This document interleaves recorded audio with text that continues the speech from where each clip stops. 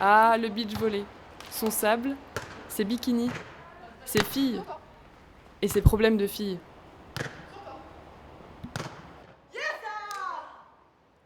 On va être en culotte et c'est vrai que l'utilisation d'un tampon, ça peut être assez gênant et parfois il peut être visible et c'est vrai que c'est pas forcément agréable.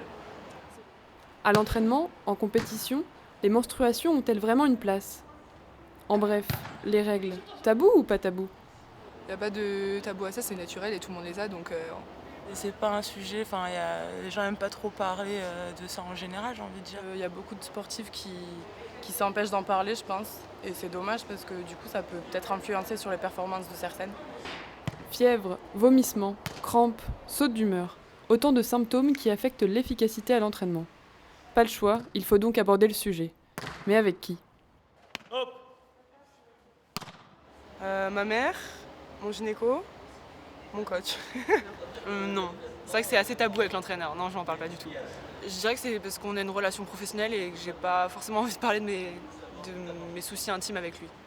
Il était très ouvert, compréhensif et il a une femme et une fille, donc je pense qu'il comprend.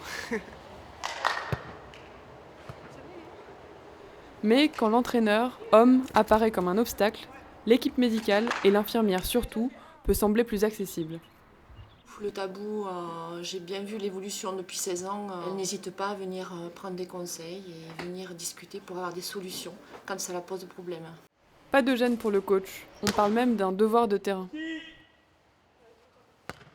Dans cette relation de confiance, on doit effectivement envisager de briser ce tabou assez rapidement parce que ça a effectivement une influence sur la performance. Donc on se doit d'en parler. Ce n'était pas quelque chose qui était évoqué lors de ma formation d'entraîneur, c'est quelque chose qu'on a appris sur le tas.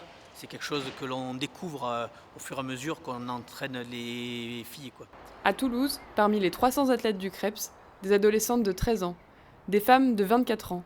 Autant de perceptions différentes, mais à chaque fois un ressenti personnel.